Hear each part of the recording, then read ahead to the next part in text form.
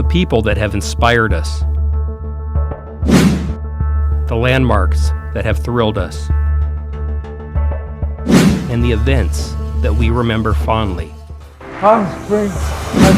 The Coachella Valley has a rich cultural history. I'm Steve Sumrall. Join me as I take you on a tour through our desert past. Hello and welcome to Our Desert Past. I'm Steve Sumrall. Today we're going to look back at the lives of some of Palm Springs' earliest settlers, as well as the origins of gambling in the desert. We'll also remember Elvis in Palm Springs and pay close attention. There just may be a pop quiz later. But first, he was the first mayor of Palm Springs, and thanks to an interview conducted by the Palm Springs Library in 1986, his story can be told in his own words. His name was Philip L. Boyd, and he is a part of our desert past.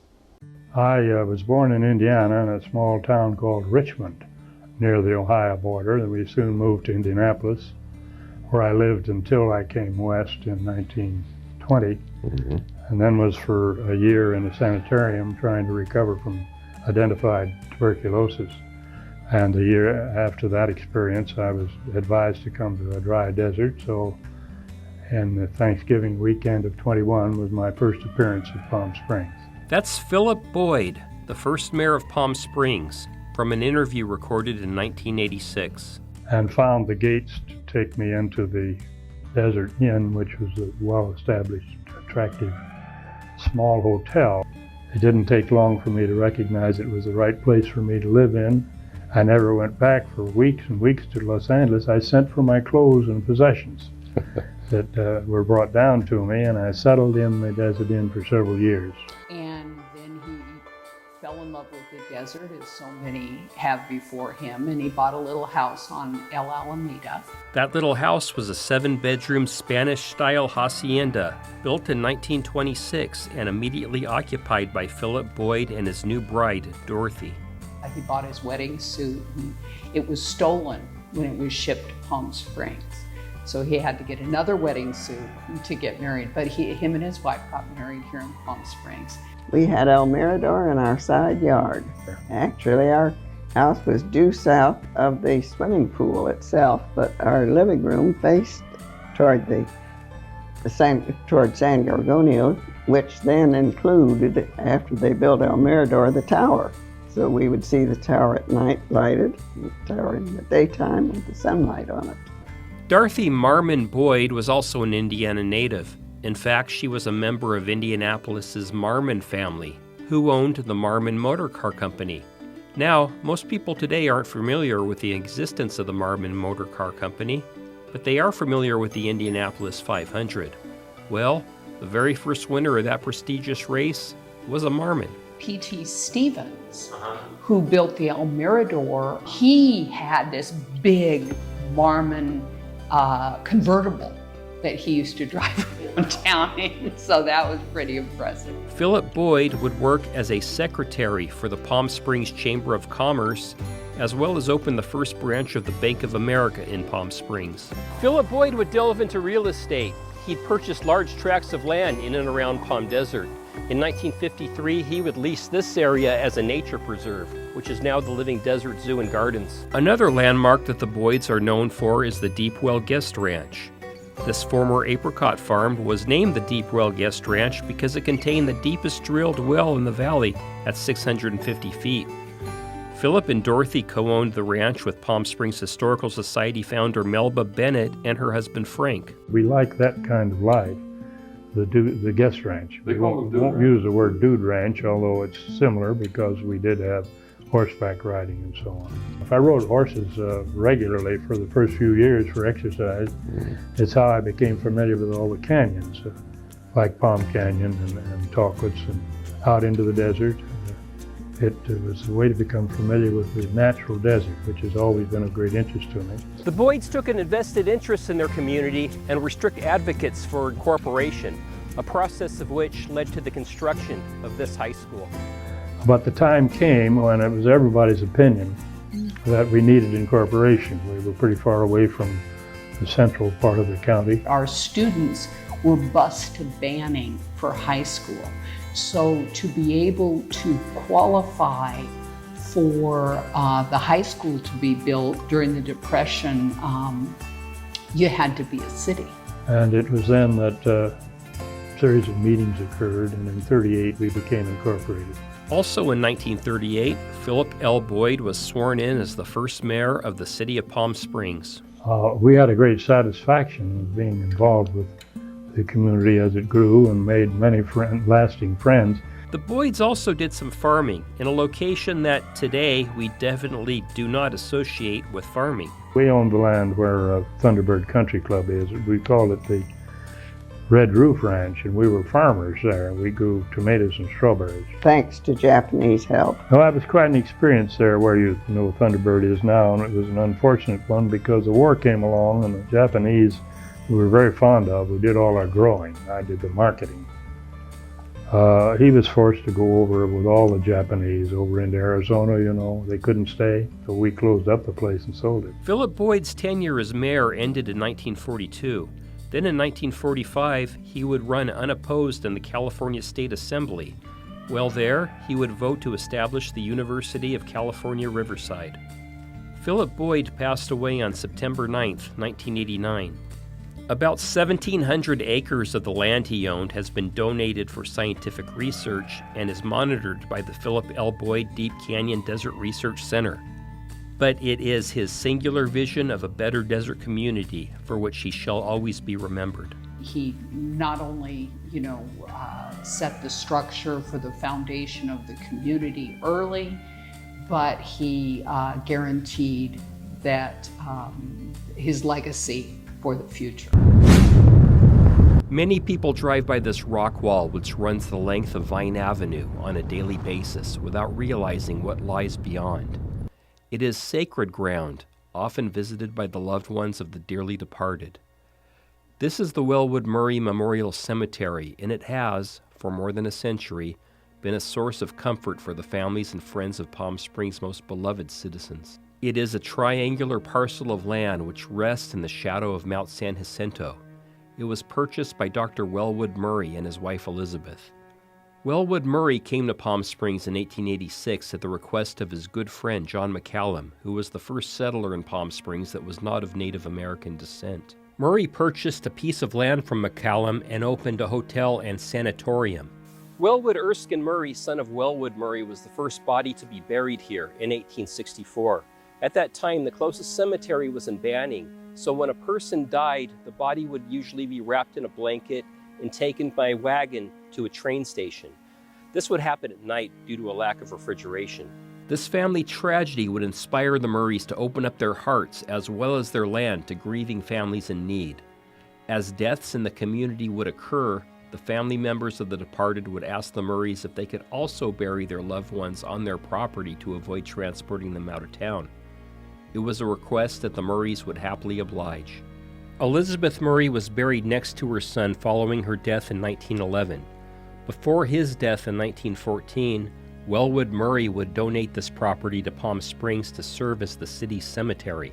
While walking through this cemetery, one can read the names on the grave markers and be reminded of the links to our desert past. Many prominent historical figures can be found here. This large gravestone for Nellie Kaufman is appropriately inscribed with the word Mother. Mrs. Kaufman, owner of the Desert Inn, has been credited with making Palm Springs a world-famous winter vacation destination. Carl Licken, owner of Palm Springs' first general store and telegraph office, was laid to rest here in 1972. John McCallum's daughter, desert philanthropist Pearl McCallum McManus, was buried here in 1966. Palm Springs' first auto mechanic, Zadie Bunker, was buried here in 1969. Mrs. Bunker was a prominent landowner and famously learned to fly a plane at the age of 60. Not too far away from Zadie is her daughter Frances, who shares a grave marker with her husband, Plaza Theater owner Earl Strebe. Architect Albert Frey was laid to rest here in 1998. His innovative postmodern designs are on full display throughout the city, some examples being Palm Springs City Hall and the aerial tramway station. Many armed services veterans have been laid to rest here as well. They are recognized every Veterans Day, their grave sites being adorned with American flags. May they all rest in peace in this sacred ground which honors our desert past. Steve Sumrall, NBC Palm Springs, News First.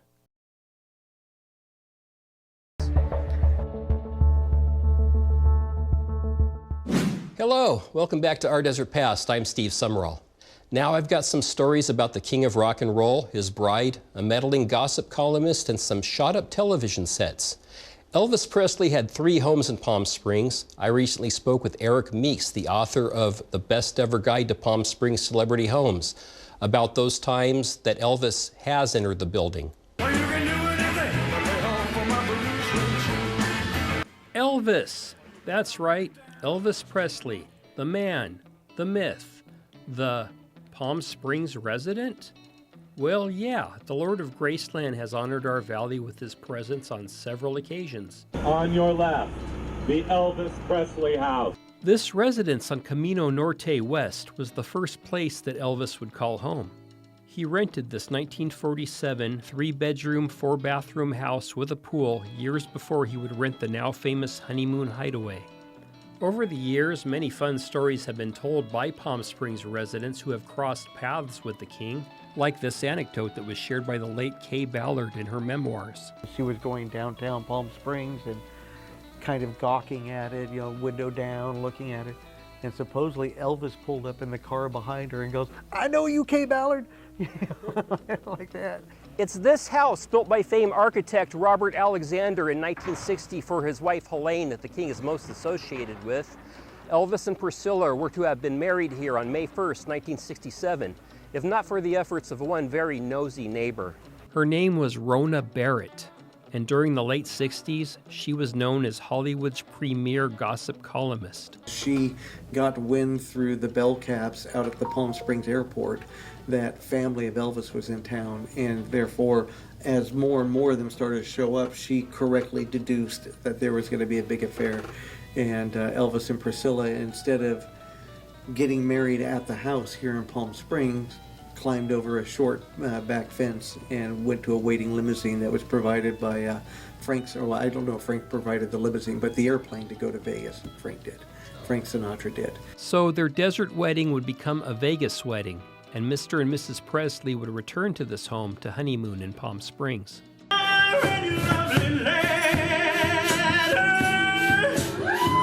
That celebration would be extended over several decades, as Elvis fans from around the world would return to this house again and again to pay tribute to the king and his music.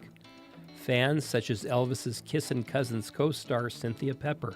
The people who love Elvis, and you can feel that energy, and it's like I said, it's an Elvis, it's for him, and I think he'd be very pleased. Elvis only leased the house for a year, but the Presleys were not finished with the desert yet.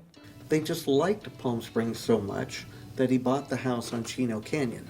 The Juergens family, famous for their line of bathroom products, hired renowned architect Albert Frey to build the Spanish colonial home on West Chino Canyon in 1946. Elvis owned this house from 1970 to 1977. And then Elvis had a big section added to it, 1,500, 2,000 square feet added to it. That's the jungle room and an additional suite.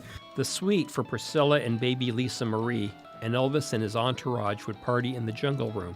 But that was the beginning of the end for his relationship with her.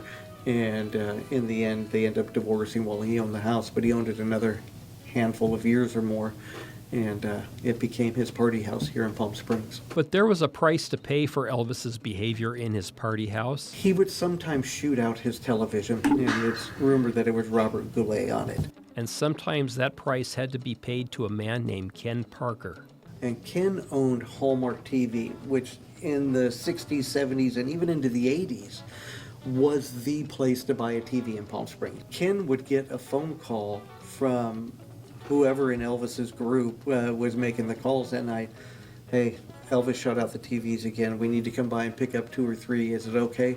And Ken would go down to his shop at 2 or 3 or 4 in the morning and open it up. And Elvis would show up with a couple of carloads of guys and pick out the TV, load it onto Ken's truck, and Ken would go up to the Elvis's home on Chino Canyon and install the TVs and then go back home.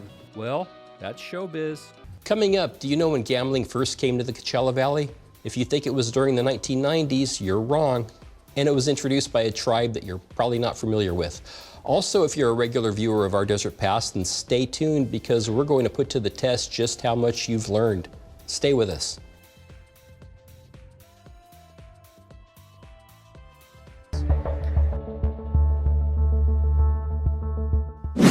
Welcome back to Our Desert Past. I'm Steve Sumrall. Long before our valley experienced legalized gambling, visitors from Michigan proposed using gaming tables and slot machines to combat the effects of the Great Depression. It was a proposal that was met with some skepticism from Palm Springs city leaders. Now, the Wertheimers, they were actually from Detroit, Michigan, and Al Wertheimer was supposedly part of the Purple Gang. The Purple Gang, also known as the Sugar House Gang, were a mob of predominantly Jewish gangsters known for hijacking and bootlegging. In 1934, the Wertheimer brothers, Al and Lou, set their sights on what they believed would be yet another profitable business venture, gambling, and their chosen destination, Palm Springs. They bought a home in the movie colony, in the old movie colony, that ended up, at this point, it's called the Darryl Zanuck estate, but it was owned by Al Wertheimer and his wife. And they also bought the Colony Palms Hotel. Al Wertheimer and his brother wanted to start a gambling operation in Palm Springs. They offered to open a plush nightclub which would create jobs and fill local hotels. They promised to increase the revenue of this area, which was being financially starved due to the effects of the Great Depression. They also promised to close said establishment should it, at any time, become objectionable to the community. It would not happen without some opposition.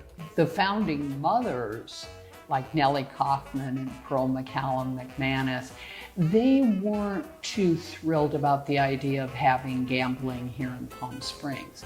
And they were quite vocal about it. In fact, "If you build it, we will run you out of town," are the words that Nellie Kaufman famously shouted as she charged up to Wertheimer on a fire truck. Al escaped the scrutiny of his critics by simply going down the road a piece to Cathedral City, where he purchased 20 acres of land surrounded by date trees. This is where he built the Dunes Club. At that point, it was unincorporated county, so they could set up there. And it wasn't just a casino, it was fine dining. It was a classy place to go, wonderful music and definitely a party atmosphere. So, wealthy Easterners would flock to the desert to partake in Al Wertheimer's festivities. Maine lobster and Kansas City beef were on the menu, as well as many fine liqueurs. Top celebrities of the day would come by to try their luck on the felt gambling tables. Such notable figures such as the Ritz brothers, Humphrey Bogart, and Ronald Reagan have been seen here. Al Wertheimer would open 2 more gambling operations in Cathedral City, the 139 Club and the Cove, which today is home to the Elks Lodge. Despite all of Al Wertheimer's success, he was still determined to build a gambling operation in the city of Palm Springs. So he attempted to gain favor with city leaders the best way he knew how, by fundraising. He was part of the founding group that started the Desert Circus. It's 1,200 miles from Palm Springs to Texas, but tonight it's right next door. Beginning in 1934, the event, which would become known as the Desert Circus, offered circus acts, live stage performances, rodeos, and parades, such as the one seen here. It grew in popularity to eventually become the quintessential Palm Springs event. Money raised from this gathering would benefit many local charities. The first proceeds from the Desert Circus went to Our Lady of Solitude Catholic Church. That is correct. A predominantly Jewish gangster raised money to build this Catholic church. That really happened.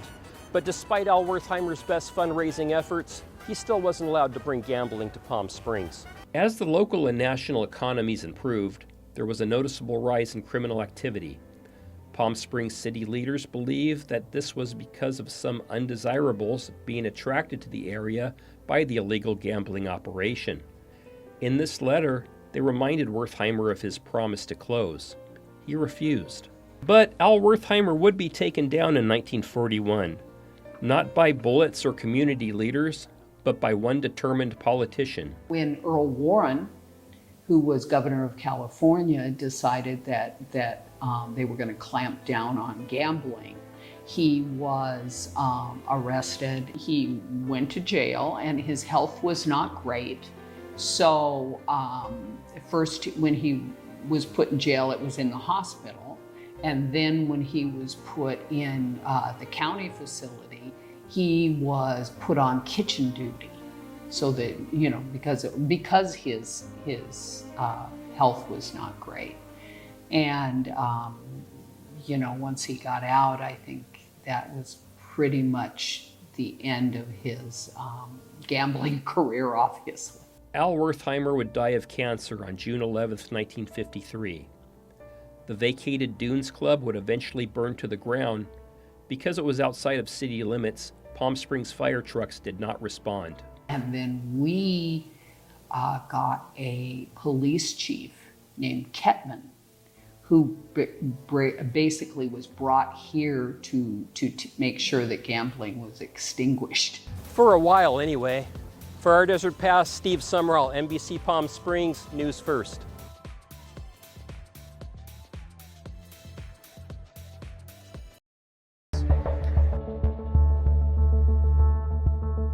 Welcome back to Our Desert Past. I'm Steve Sumrall.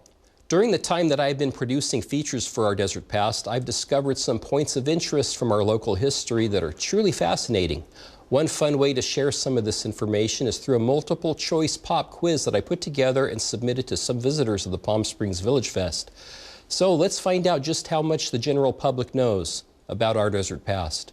Whose professional debut happened at the Indio Fairgrounds in 1966? A, The Muppets, B, Evel Knievel, or C, folk singer Donovan? Evel Knievel. No. Oh yeah. B. Evel Knievel. Donovan. Has to be Donovan. Evel Knievel. Ha. Let's go. All right. The writer formerly known as Robert Craig, now Evel Knievel, made his debut jump over 2 pickup trucks, roughly 45 feet. The location of the Alibi Bar in Palm Springs was originally the site of the city's first A, City Hall, B, Police Department, or C, phone company. I'm gonna go with police station. Police station. City Hall. Phone company. Phone company is correct. I knew it. Phone company. Oh, that was my gut. Always go with your gut. I thought this thing was never go with your gut. It might be. California Water and Telephone Company built this structure in 1934 as a business office and switching center.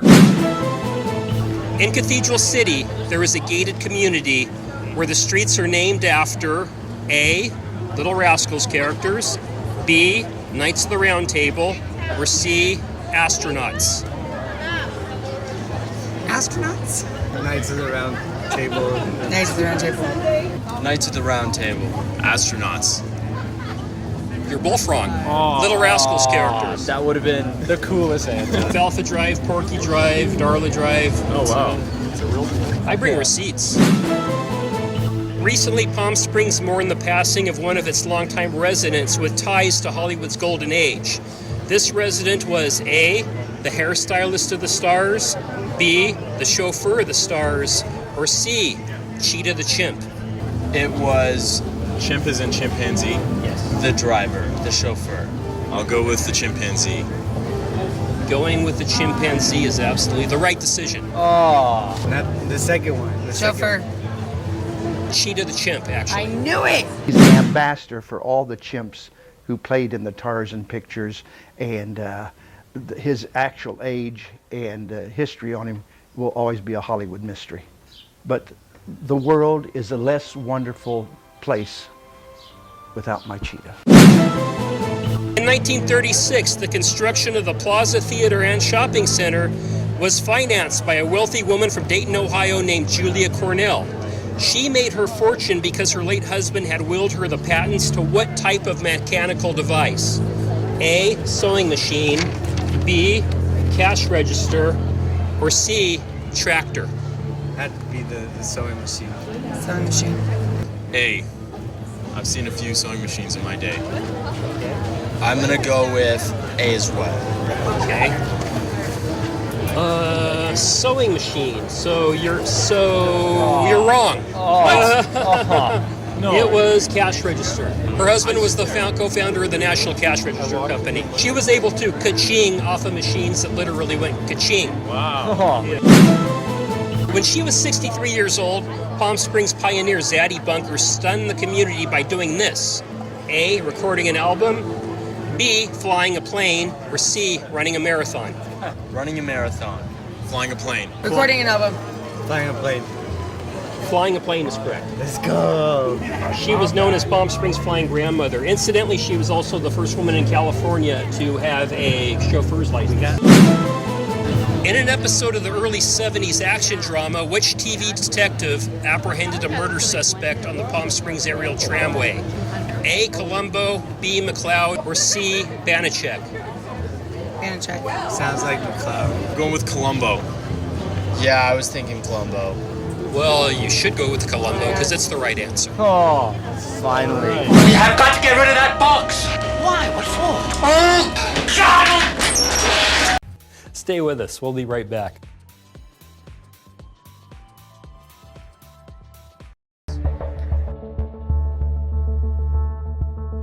Welcome back, and thank you for joining us for our Desert Past. If you've enjoyed this program, please remember that you could find new feature stories on Monday nights during the NBC Palm Springs News at 6.